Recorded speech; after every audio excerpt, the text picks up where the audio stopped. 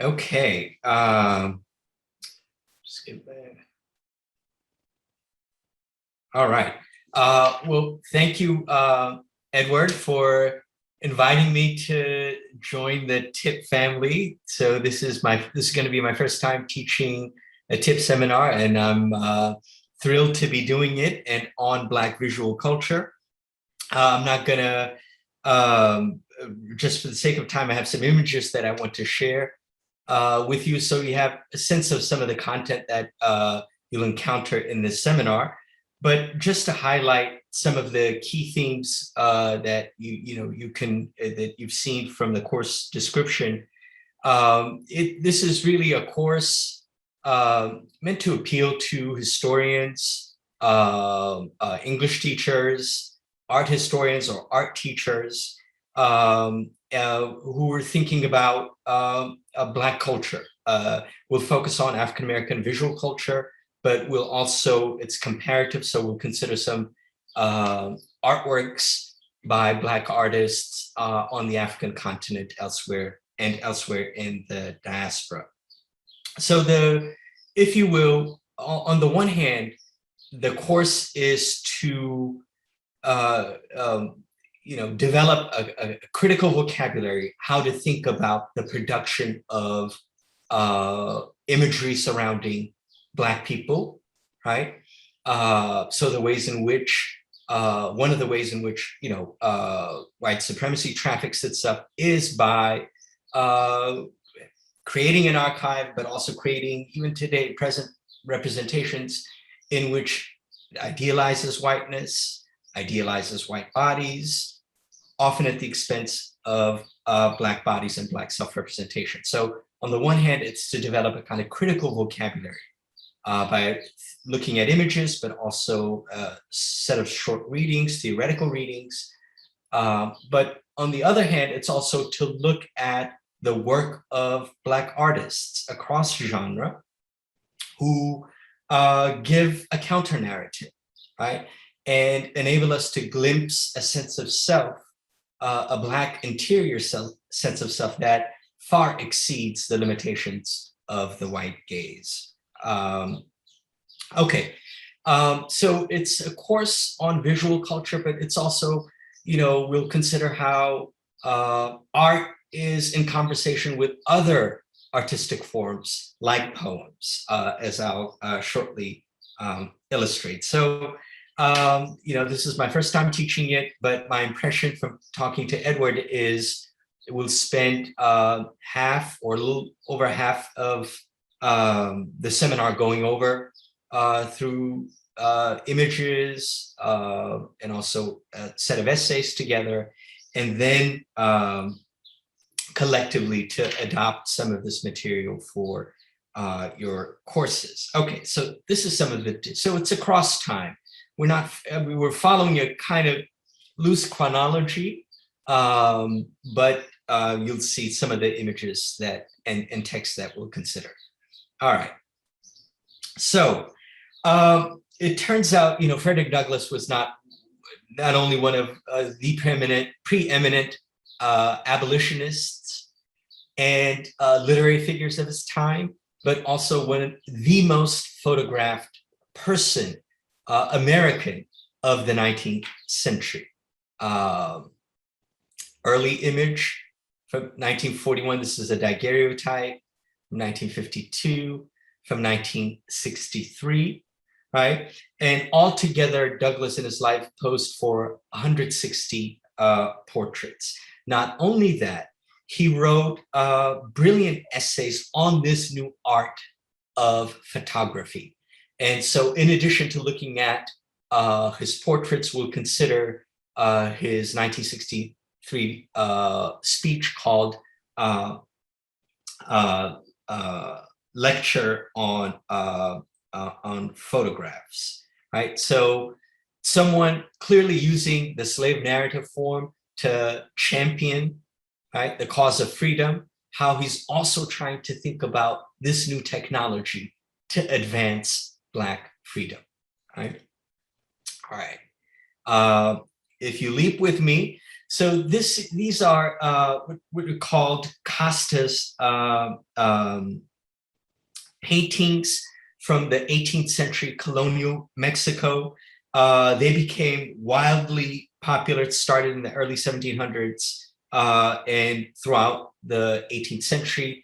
They're really a classification, and they'd be published like on broadsheets. They're very popular.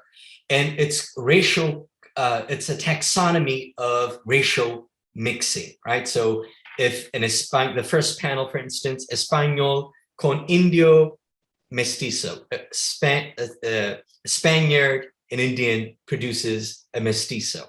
So the Spanish had all these elaborate, dizzying racial classifications of how to establish, using the image, clear racial hierarchy. So we'll look at some of these images and think of them in relation with a contemporary poet. In fact, one of the former US poet laureate, Natasha Trethewey, has a collection called Thrall that came out in 2012. Many of the poems are after these castas paintings. And what Trethewey does is she looks at these images and how race itself is also codified in the visual vocabulary of colonial Mexico, right? And so in so doing, she's also altering how we see these images and how these paintings work to cast light on the white figures, and then in the gradation of the kind of pigmentocracy, right? So Natasha Trethewey's poems will pair them up with these castas images.